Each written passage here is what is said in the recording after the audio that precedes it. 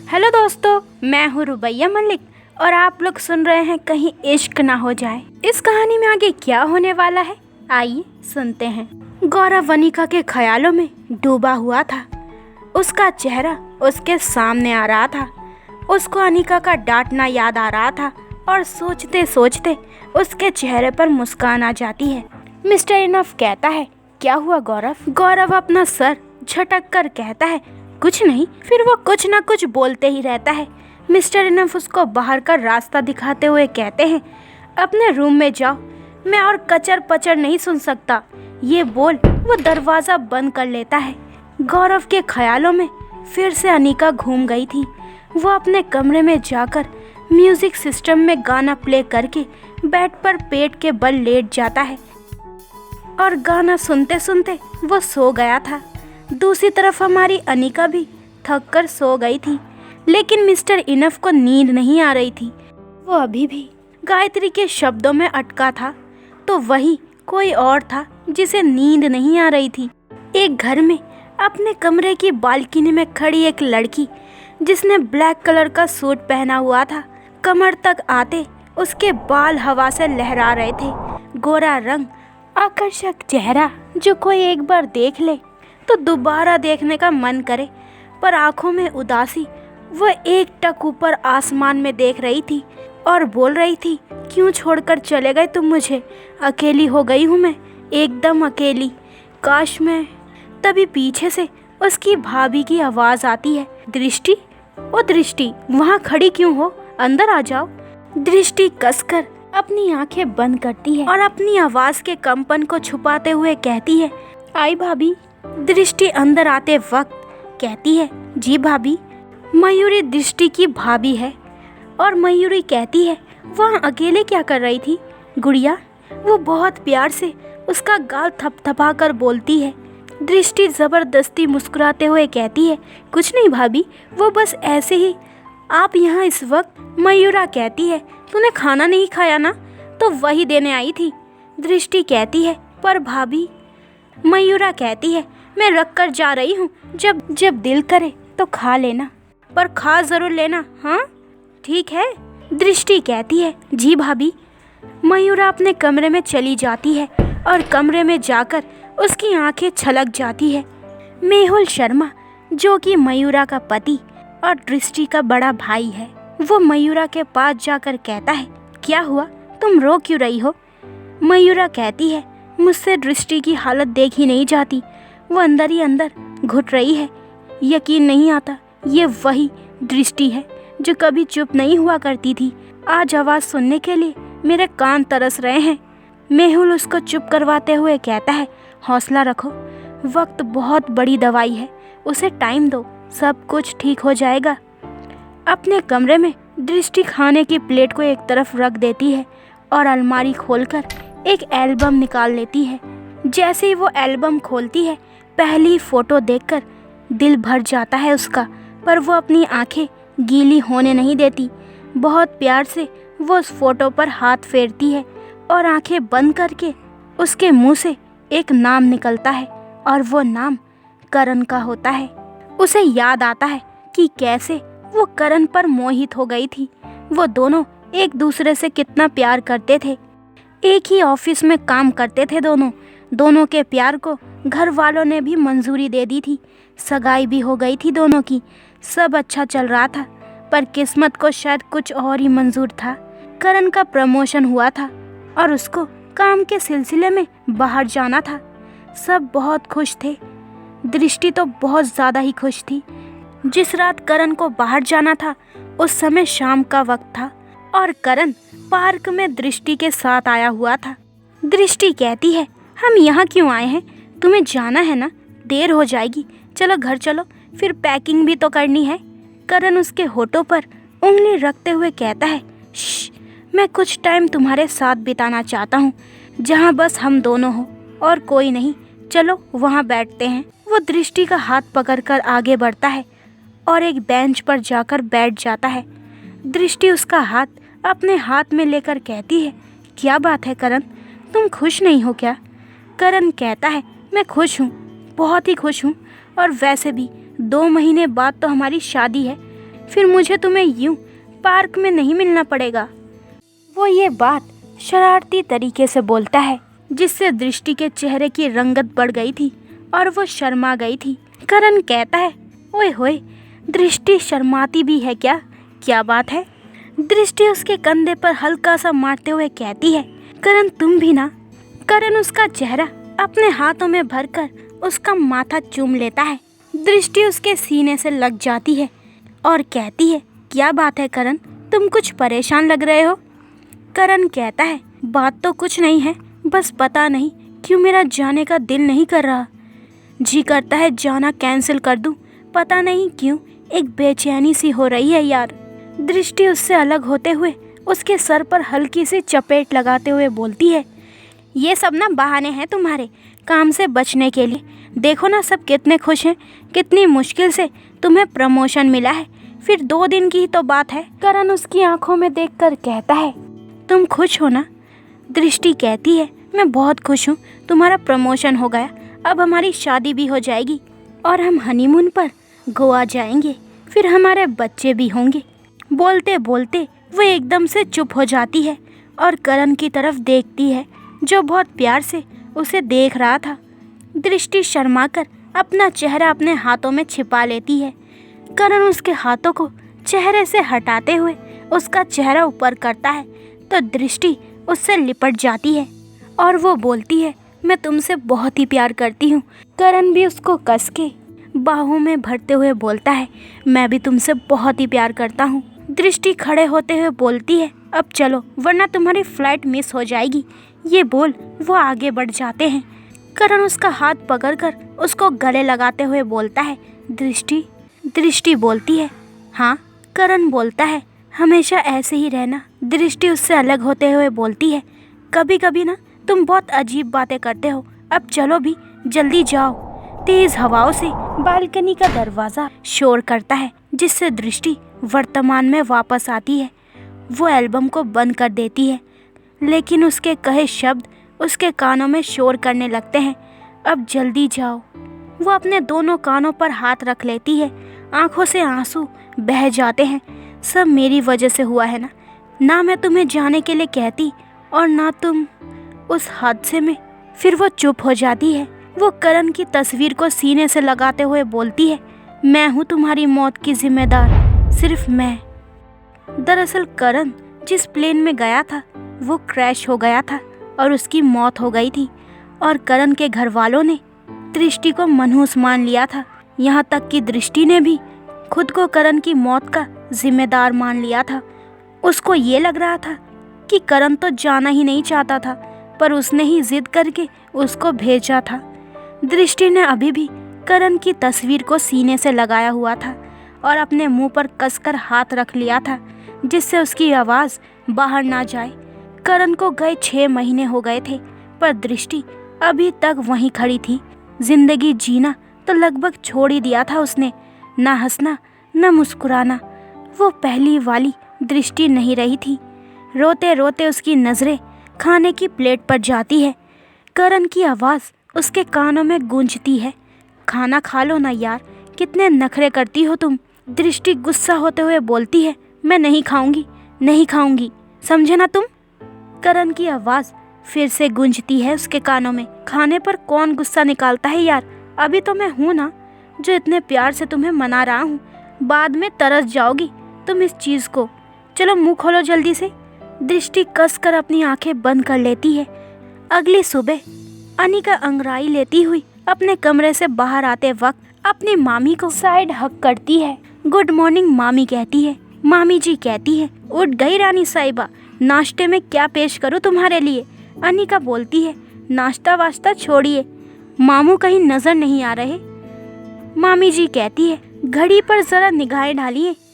अनिका एकदम से घड़ी को देखते हुए बोलती है, 10 बज गए, मैं कितनी देर तक सोती रही, मामा जी तो बैंक चले गए होंगे। मामी जी कहती है, हाँ चल अब बता क्या खाएगी। अनिका न्यूज़पेपर लेकर एक तरफ बैठते हुए बोलती है, कुछ भी चलेगा मामी, इतना चिंता मत कीजिए, आपकी ये खूबसूरती खराब हो जाएगी। वो अपनी मामी को फ्लाइंग किस देती है। उसकी बातों पर मामी जी हंस देती है।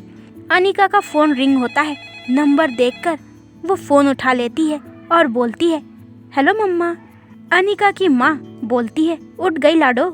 अनिका बोलती है, जी आप कैसी हैं और पापा? अनिका की माँ कहती है, तेरे पापा जी का दिल नहीं लग रहा तेरे बिना। अनिका बोलती है, क्या? मम्मी पापा को समझाए उदास मत हो, वरना मैं अगली ट्रेन पकड़कर वहीं पर आ जाऊंगी। अनिका अपने घर पर बात करने लगती है। इधर सिंघानिया हाउस में तैयार होकर मिस्टर इनफ अपने कमरे से निकलकर नीचे आते हैं। सब लोग नाश्ता कर रहे थे। वो अपनी दादी को प्रणाम कर आगे बढ़ जाता है। पीछे से सावित्री जी बोलती हैं, बेटा नाश्ता तो कर ले। मिस्टर इनफ के कदम रुक जाते हैं और वो पीछे पलटता है, पर गायत्री को देखकर वापस अपना चेहरा घुमा लेता है और बोलता है, मैं ऑफिस में ही नाश्ता कर लूँगा दादी माँ। और वो ये बोलकर आगे बढ़ जाता है। सीढ़ियों से भागते हुए गौरव जल्दी से नीचे आता है और बोलता है, भाई भाई एक मिनट। वो फिर पीछे पलटता है और गौरव को देखकर हैरान हो जाता है। गौरव जल्दी से उसके पास आकर कहता है, भाई ये टाई बांध दो ना, मुझे नहीं आती बांधनी। मिस्टर इनफ उसके हाथ से टाई लेकर अपना ऑफिस बैग साइड में रखते हुए उसके गले में टाई बांधते वक्त कहता है, कब सीखोगे तुम? और ये वो थोड़ा गुस्से में बोलता है। गायत्री दोनों को देख रही थी पर वो कुछ बोलती नहीं। गौरव लापरवाही से कहता है, आप हो ना तो सीखने की क्या जरूरत है? मिस्टर इनफ उसकी तरफ घूर कर देखता है तो गौरव गर्दन झुकाकर बोलता है, सॉरी भाई, मैं सीख लूँगा, वो भी बहुत ही जल्द। मिस्टर इनफ कहता है, तो तुम ऑफिस चल रहे हो? गायत्री जी बीच में ही बोलती है, हाँ मेरा बेटा आज ऑफिस जाएगा। मिस्टर इनफ गौरव की तरफ देखता है। गौरव गायत्री की तरफ देखते हुए बोलता है, हाँ भाई, कुछ लोगों की गलत फहमी दूर करने के लिए मैं ऑफिस जाऊंगा। मिस्टर इनफ गुस्से में बोलता है, गौरव। पर गौरव उसका हाथ पकड़कर नाश्ते की टेबल के पास लेकर जाता है और बोलता है, चलिए पहले नाश्ता कीजिए। सावित्री जी दोनों को देखकर बहुत ही खुश होती हैं। जैसे ही मिस्टर इनफ पहला निवाला खाता है उसको बुरी तरीके से खांसी हो जाती है, यहाँ तक कि सांस लेने में भी दिक्कत हो जाती है। गौरव उसको पानी पिलाता है और उसकी कमर मसलता है, पर उससे पानी पिया नहीं जाता। गायत्री जी उसके सामने शहद को देते हुए बोलती है, ये खा लो। फिर बेहद गुस्से में घर के नौकरों को आवाज़ लगाकर बोलती है, ये आज बैगन की सब्जी किसने बनाई? तुम्हें पता है ना किसको एलर्जी है? फिर वो ये बोलकर एकदम से चुप हो जाती है। सब लोग उनको हैरानी से देख रहे थे। सावित्री जी फटाफट उसको शहद खिलाती है, जिससे मिस्टर इनफ को राहत मिलती है। गायत्री अपने कमरे में चली गई थी और मन में कहती है, ये आज मुझे क्या हो गया था? आज उसके लिए ममता कैसे जाग गई मेरे अंदर, जबकि मैं अच्छी तरह जानती हूँ वो मेरे गौरव का बुरा चाहता है। गौरव और मिस्टर इनफ ऑफिस के लिए निकल जाते हैं। दोनों बहुत ही चुप थे गायत्री की बातों को सोचकर, और दोनों हैरान भी थे। दूसरी तरफ अनिका तैयार होकर बाहर आती है। ब्लैक जीन्स, वाइट टॉप, बालों की पोनी बनाई हुई थी और वहीं कजरारी आंखें। और अनिका बाय बोलती है। उसकी मामी उसको देखकर बोलती है, तू कहीं बाहर जा रही है? अनिका बोलती है, जी मामी, पेपर में एक ऐड देखा है जॉब के लिए, तो वहीं जा रही हूँ। मामी जी बोलती है, पर कल ही तो तू आई है और आते ही काम। अनिका बोलती है, ओहो मामी, कौन सा आज ही मुझे नौकरी मिल जाएगी? पता नहीं कितनी जगह धक्के खाने पड़ेंगे मुझे, आप टेंशन मत लो। और अनिका उन्हें बाय बोलकर वहाँ से चली जाती है। क्योंकि वो बहुत बार मुंबई आ चुकी है, इसलिए उसको मुंबई के ज़्यादातर रास्ते पता थे। दूसरी तरफ दोनों भाई ऑफिस पहुँच जाते हैं। गौरव मन में कहता है, मॉम को दिखाने के चक्कर में ऑफिस तो आ गया, पर अब यहाँ से कैसे निकलूँ? ये भाई तो मुझे आज ही सारा काम समझाने बैठ जाएंगे। मिस्टर इनफ गाड़ी से उतरते हुए बोलते हैं, चलो अब पूरा स्टाफ नहीं आएगा तुम्हारे स्वागत के लिए। गौरव ज़रूरत से ज़्यादा मुस्कुराकर उसे देखता है, फिर गाड़ी से बाहर आ जाता है। मिस्टर इनफ आगे आगे चल रहे थे और गौरव पीछे पीछे चल रहा था और मन में सोच रहा था, कुछ सोच बेटा गौरव, कुछ सोच। फिर एकदम से बोलता है, भाई आप चलिए, मेरा फ़ोन आ रहा है, मैं अभी बात करके आया। और वो अपने भाई की बात सुने बिना ही बाहर चला जाता है। मिस्टर इनफ मन में कहते हैं, अब ये शाम से पहले नहीं आएगा, नौटंकी कहीं का। गौरव बाहर जाकर अपने दोस्तों को फ़ोन करके सारी बात बताता है।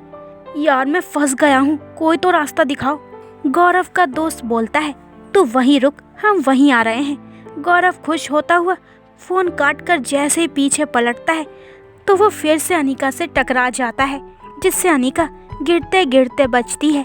अनिका उसे गुस्से से घूरते हुए बोलती है तुम फिर से?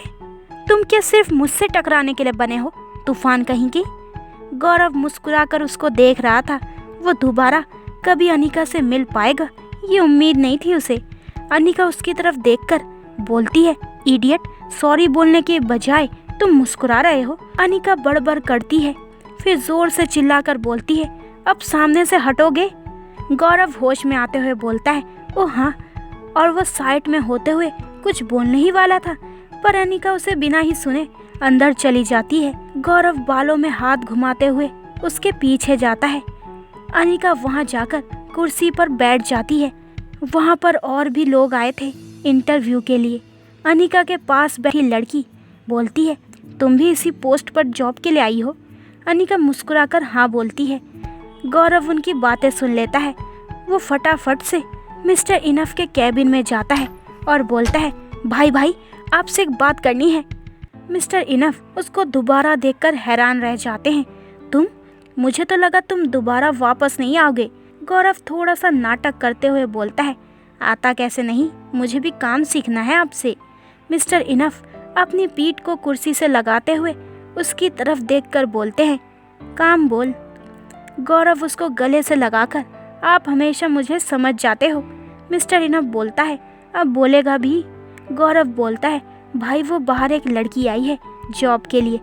मिस्टर इनफ बोलता है तो बाहर तो बहुत सारी लड़कियां आई हैं। गौरव बोलता है नहीं भाई, वो बहुत स्पेशल है, मैं चाहता हूँ कि आप ये जॉब उसे ही दो। मिस्टर इनफ उसे घूरकर देखता है और बोलता है तुम्हें लगता है मैं ऐसा करूँगा? गौरव बोलता है प्लीज़ भाई प्लीज़, मेरे अच्छे भाई, देखो अगर आपने उसे जॉब दी तो मैं रोज़ ऑफिस आऊँगा पक्का, और मन लगाकर काम करूँगा। प्लीज़ भाई मान जाओ ना प्लीज़। मिस्टर इनफ बोलता है क्या लगती है वो तुम्हारी? गौरव बोलता है अभी तक तो कुछ नहीं, पर बाकी सब मैं आपको आराम से बताऊँगा, पर पहले आप प्रॉमिस कीजिए ये जॉब आप उसे ही दोगे, क्योंकि आप अपना प्रॉमिस कभी नहीं तोड़ते। मिस्टर इनफ बोलता है ठीक है, पर अगर मुझे लगा आगे जाकर कि वो इस जॉब के काबिल नहीं है तो मैं उसे हटा दूंगा। गौरव बोलता है मंजूर है। धीरे धीरे इंटरव्यू शुरू होता है। अभी तक तो कोई भी मिस्टर इनफ को इम्प्रेस नहीं कर पाई। अगला नंबर अनिका का ही था। एक लड़की रूम से बाहर आकर बोलती है बहुत ही रूड है यार ये बॉस तो। उसकी बातें सुनते सुनते अनिका भी अंदर जाती है। मिस्टर इनफ अपनी कुर्सी घुमाकर बैठे हुए थे, जिससे दोनों एक दूसरे का चेहरा नहीं देख पा रहे थे। वो कड़कती आवाज में बोलता है और अपना हाथ पीछे करके बोलता है फाइल दो अपनी। अनिका अपनी फाइल दे देती है। मिस्टर इनफ फाइल खोलते वक्त नाम पढ़ता है और वो नाम था अनिका का। जैसे वो आवाज़ सुनता है तो फटाफट पीछे मुड़कर देखता है। जैसे ही दोनों एक दूसरे को देखते हैं, दोनों एक साथ बोलते हैं तुम? अनिका की आंखें तो फटी ही रह जाती है। वह अचानक से बोलती है मिस्टर इनफ। मिस्टर इनफ गुस्से में अपना नाम बोलता है अर्जुन सिंघानिया। इतने में उसके मोबाइल पर गौरव का मैसेज आता है भाई यही है वो लड़की, इसे ही जॉब देना है आपको। अर्जुन अपना सिर पर हाथ रख लेता है। गौरव का मैसेज पढ़ने के बाद अर्जुन अपने माथे पर हाथ रख लेता है और मन में बोलता है इसे भी यही कचर पचड़ मिली थी, अब वादा भी कर दिया है। अनिका बोलती है ओहो क्या बात है, तुम तो बड़े छुपे रुस्तम निकले। अर्जुन सिंघानिया बिजनेस टाइकून, मैंने कहा था ना हम फिर मिलेंगे, क्योंकि ज़िंदगी हमारे हिसाब से नहीं चलती। अर्जुन बेहद गुस्से से अपनी कुर्सी से खड़ा होता है और बोलता है इनफ, बहुत बकवास कर चुकी हो तुम। इतना नहीं दिखाई देता कि मैं तुम्हारा बॉस हूँ, केयरलेस कहीं की। अनिका का चेहरा उतर जाता है। आज से पहले उससे किसी ने भी गुस्से से बात नहीं की थी। वो गर्दन झुकाकर बहुत धीमी आवाज़ में कहती है सॉरी सर, मैं आपको देखकर एक्साइटेड हो गई थी। अर्जुन बिना कुछ बोले उसकी फाइल पढ़ने लगता है और मन में बोलता है कोई एक रीज़न मिल जाए जिससे मैं इसे यहाँ से भगा दूँ। पर उसे अनिका में कोई कमी नज़र ही नहीं आई जिससे ये जॉब उसको ना दी जाए। वो ज़ोर से फाइल बंद करते हुए और अपने गुस्से पर काबू पाते हुए बोलता है कल सुबह ठीक 9 बजे ऑफिस आ जाना। मुझे लेट आने वाले एम्प्लॉय बिल्कुल पसंद नहीं है। ओके, अब तुम जा सकती हो। अनिका एकदम से खुश होते हुए बोलती है मतलब मुझे ये जॉब मिल गई? वाह, मुझे तो यकीन ही नहीं हो रहा। ओ माय गॉड, अभी अर्जुन ने उसको डांटा था, ये तो अनिका भूल ही गई थी। अर्जुन उसको घूर कर देखता है और बोलता है तुम फिर से शुरू हो गई, गेट आउट। अनिका बोलती है सॉरी सर।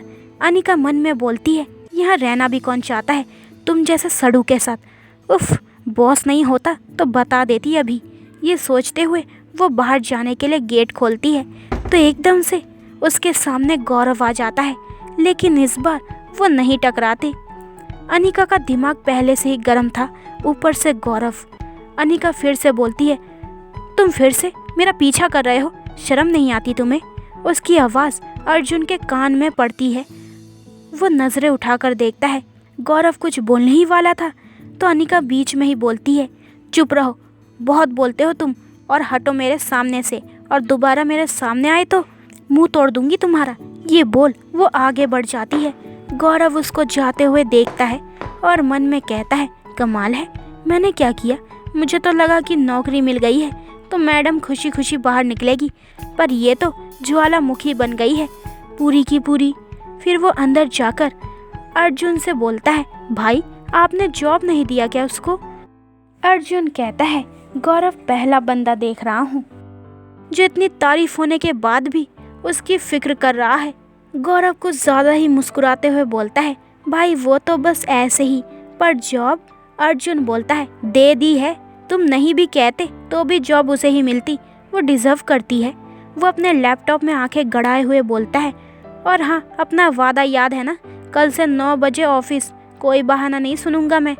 गौरव मन में बोलता है अब तो आप मना भी करेंगे तब भी मैं ऑफिस आऊँगा। फिर गौरव बोलता है जी भाई कल से पक्का, पर आज बस जाने दीजिए, फिर मैं आपकी सभी बातें मानूंगा। वो अनिका की तरह कचर पचर करने लग जाता है। अर्जुन गुस्से में बोलता है गेट आउट। गौरव मन ही मन हंसता हुआ बाहर खड़े अपने दोस्तों के साथ घूमने निकल जाता है। अनिका भी अपने घर निकल जाती है और जाते वक्त उसका सारा गुस्सा भी चला जाता है और बस रह जाती है तो सिर्फ उसके चेहरे पर मुस्कान। दूसरी तरफ दृष्टि अभी भी अपने कमरे से बाहर नहीं आई थी। वो बस कैद हो गई थी अपने कमरे में, कहीं जाना नहीं चाहती थी। एक टाइम हुआ करता था जब वो घर पर टिकती नहीं थी और आज करण के बिना उसको कुछ अच्छा नहीं लग रहा था। खाना भी नहीं खाया था उसने। उसकी माँ उसके कमरे में आती है और दृष्टि की सूजी हुई आंखें देखकर उसकी माँ का दिल भर जाता है, पर वो खुद पर काबू पाकर दृष्टि के पास जाकर उसके सर पर प्यार से हाथ फेरते हुए बोलती है दृष्टि बेटा, क्यों तूने खुद को कैद कर रखा है इस कमरे में? मैं जानती हूँ करण को भूलना इतना आसान नहीं है बेटा, पर बेटा हमारे लिए फिर से हंसना मुस्कुराना शुरू कर बेटा। तुझे ऐसे देखकर अंदर ही अंदर कलेजा कटता है मेरा। तेरे पापा जी तो बेटा कब से घर नहीं आए क्योंकि वो तुझे ऐसे देख नहीं सकते। ऐसे बोलते वक्त उनकी आंखें छलक जाती है। दृष्टि उनके सीने से लग जाती है पर कुछ बोलती नहीं और अपनी आंखों में आए हुए पानी को बाहर आने से रोक लेती है। तो दोस्तों ये वाला एपिसोड यहीं पे ख़त्म होता है। अगले एपिसोड में जानेंगे कि दृष्टि के आने से इन तीनों की ज़िंदगी में क्या मोड़ आने वाला है। तो आगे के एपिसोड और भी इंटरेस्टिंग होने वाले हैं, तो मेरे चैनल को जल्दी से सब्सक्राइब करें ताकि आपको मेरे न्यू एपिसोड का नोटिफिकेशन सबसे पहले मिल जाए। लाइक शेयर करें और कमेंट्स करके मुझे ज़रूर बताएं कि आप लोगों को ये स्टोरी कैसी लग रही है। अपना ख्याल रखें। बाय दोस्तों।